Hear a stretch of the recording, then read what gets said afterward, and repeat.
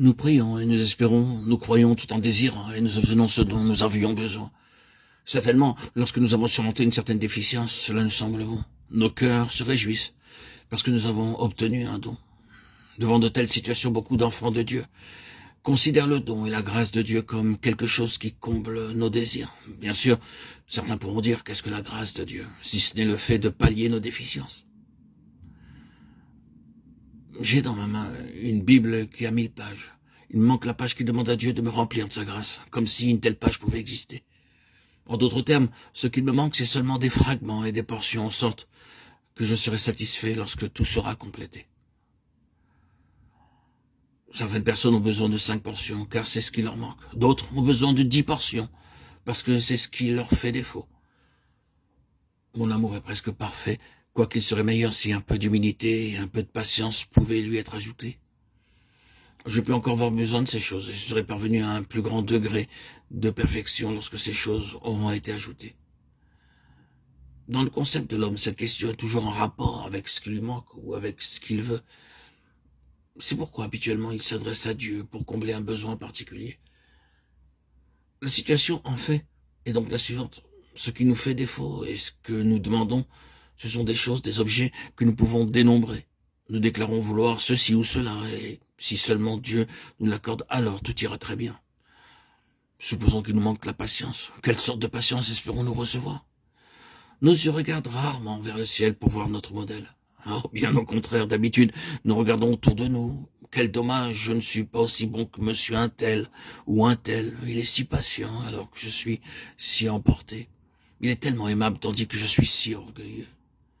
Se pourrait-il que je puisse être aussi patient et aussi aimable que lui? Oh, il y a déjà bien longtemps.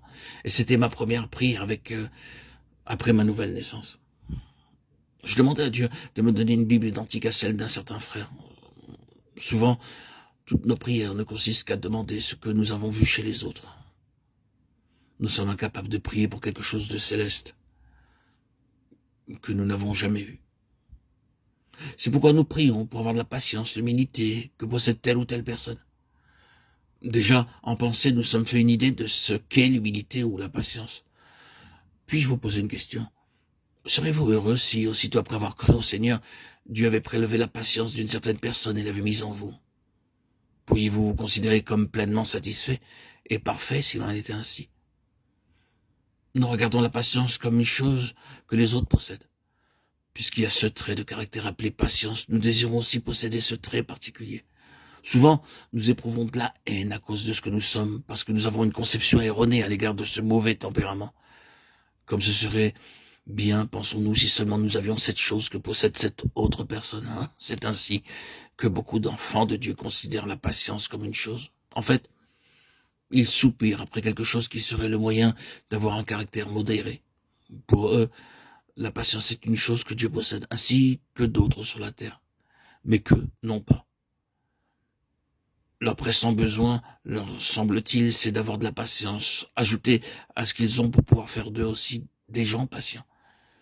Exprimé en termes simples, c'est en cela que réside la différence fondamentale entre le véritable et le faux christianisme. Beaucoup parmi le peuple de Dieu recherchent quelque chose qui leur semble être quelque part ailleurs, sauf dans leur propre vie.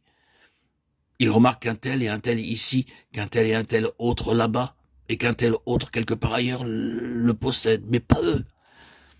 En conséquence, ils cherchent une chose, quelque chose qui existerait sur terre. Telle est l'opinion générale parmi la chrétienté.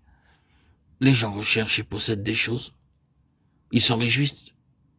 Ils sont remplis de reconnaissance à cause de la chose qu'ils ont obtenue. Bien peu nombreux sont ceux qui reconnaissent que dans le domaine spirituel, il n'y a rien sauf Christ. Il n'y a pas de patience, ni d'humilité, ni de lumière. Dans le monde spirituel, ces choses n'existent pas. Il y a Christ et Christ seul.